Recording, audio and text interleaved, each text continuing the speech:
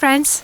In today's video I want to share with you all of our video equipment we film with our backpacking and hiking content. We're going to tell you the things we like about every piece of equipment, as well as some disadvantages of it, and overall share our experience of using it. And we hope this video can help some of you who is just starting out and wants to document his adventures, and anyone who is looking for a new piece of equipment.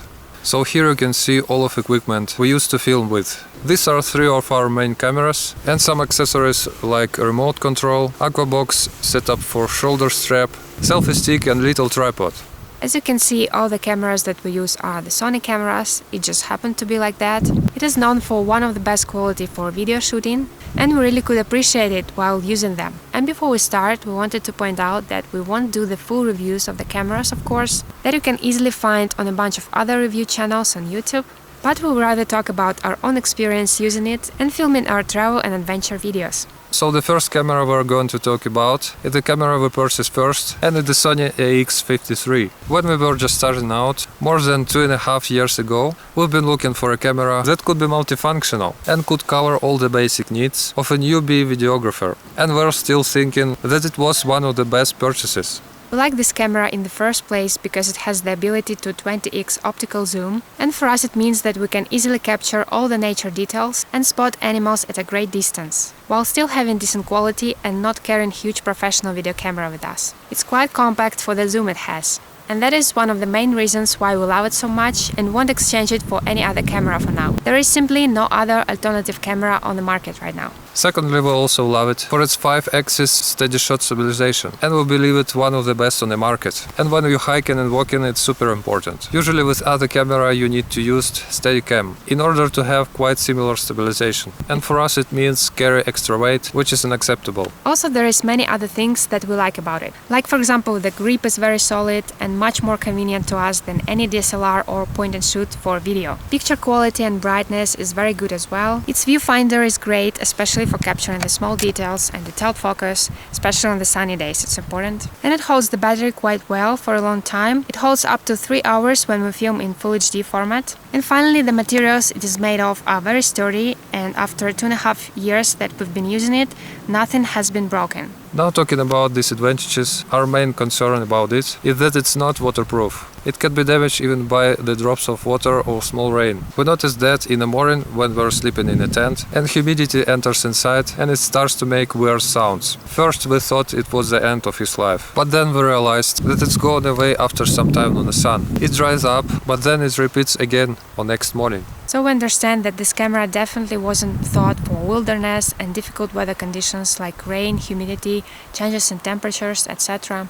Perfect conditions for it are the sunny days, and we are using it to its limit. At the same time, its use indoors is also limited due to its not being very fast lens. Also, it doesn't have enough depth of field due to its small sensor format, and it's not very wide angle. Also, it can be heavy and bulky for some people to carry around. That is all of the disadvantages. The next camera we use for video is our action camera Sony X3000. This is one of the recent purchases of ours that we bought this year, and the main reason was to be able to film in any weather conditions, and also when it's simply very hard or impossible to film on some parts of the hiking trail. It is very small, and when we first got it, we couldn't actually believe that it can film after having our big brother camera. It seemed very compact and light. Image quality is the same as high as in the previous big camera. Stabilization works fine too, very similar to the big camera due to its being wide angle. For more wide angle shots, it's one in a kind for us. Very useful especially in the mountains, for panoramic shots and time lapses. In a previous camera we lacked of this wide angle and felt that we really need it. But here the focal length is fixed and option to zoom in simply doesn't exist. It has a digital zoom, but it's the same as you would do by editing afterwards, sacrificing the quality of the picture, so it really has no use to us. The stereo sound of built-in microphones is very good, as you find in most of similar video cameras. And for now we don't use any additional external microphones. But wind protection of the sound is quite bad. So we have to use it with our DIY sponge, which cuts some of the bad noise. But there may be some official accessories too. So overall, we're really happy with this addition to our camera family, but of course it has some disadvantages of it too. The battery life of it is quite short compared to our big camera, and having several spare batteries is the only solution really. The other disadvantage of it is that the record button is really easy to push. For example, we had the case when the camera was just laying around in the pocket of the backpack and it started recording itself, eating the battery life. So we have to use the special case for it now when we need to carry it inside the backpack, and with that it didn't repeat anymore. We chose this action camera over more popular GoPro, not only because it's brand Sony, but in the first place because it's different from Factor. It's simply more convenient to use for us, easier to hold, and we're just more used to it for video footage. This camera is great for time-lapse, you just need to push the button and that's it. Very little mess up with menu and parameters setting. Lens is definitely the weakest spot of this camera because it sticks forward like this, and if you don't use any protection and drop it, it can easily break and the repair wouldn't be worth it because it's very expensive. But if you're careful enough, nothing would happen, of course. And also there is an official cap protection you can buy for it. So if you're doing any extreme sports or activities and concerned about it, there is a solution. And the third camera we're going to show you today will be another Sony RX100 M5. This camera we bought between these two about 1.5 years ago. And our main motivation to buy it was being able to take high quality pictures while we're out traveling, because before we've been carrying our big DSLR Pentax. And our main concern about it was its weight and bulkiness, despite great quality and versatility. So this Sony RX100 M5 allows us not sacrificing the quality of the pictures, having a small and compact camera. We use it mainly for the photography and we'll discuss it only from this perspective because another two cameras cover all of our video needs. We like that it has the flip-up screen for shooting us balls and any small details. Also, it has a great viewfinder that we're used to with our big DSLR.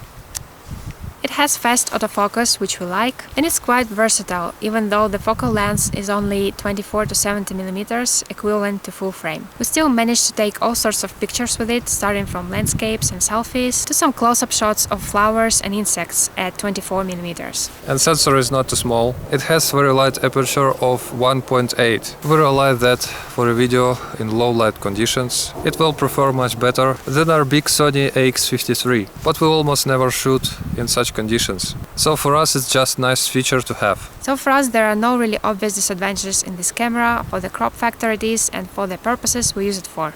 And finally we want to show you some of the accessories we use while we are filming out of the trail. And the first accessory would be our small Joby Tripod that we initially got for our action camera, and now we're also using it for a point and shoot for the camera, and we wanted something that would be light, good quality and budget friendly. And fortunately we were able to find it. This is the smallest of the Joby Tripod range, and it's the best for how light it is and its price-quality ratio. We use it all the time for filming us both in the shot, doing photos or time-lapses. There is our selfie stick, which was also a new purchase for us. We mainly use it for selfies, of course, for our camera, with our photo camera, but also for wide-angle shots with our action camera. It's great for using underwater as well.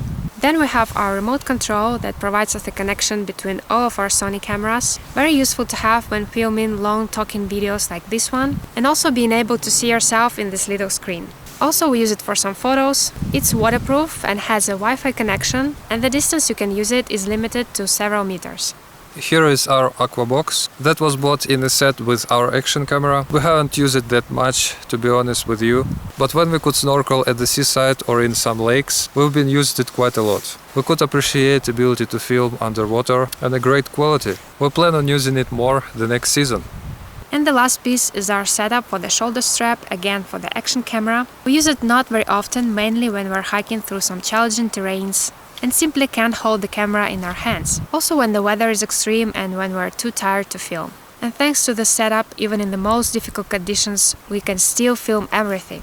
And the only thing we don't like about it, this setup, is that stabilization of the shot is quite bad and gets worse when you're walking. But since we don't use it very often, for several shots it's not a big deal. So the question is, what camera we would advise to people who are just starting out? We personally love them all. I don't have particular preference. It all depends on your needs, preference and budget, of course. We always try to choose best deal of price-quality ratio and don't really have any brand preferences, even though it may seem like that. But if Pentax would come out with better camera for video, we probably will take it, because we find more convenient and economic.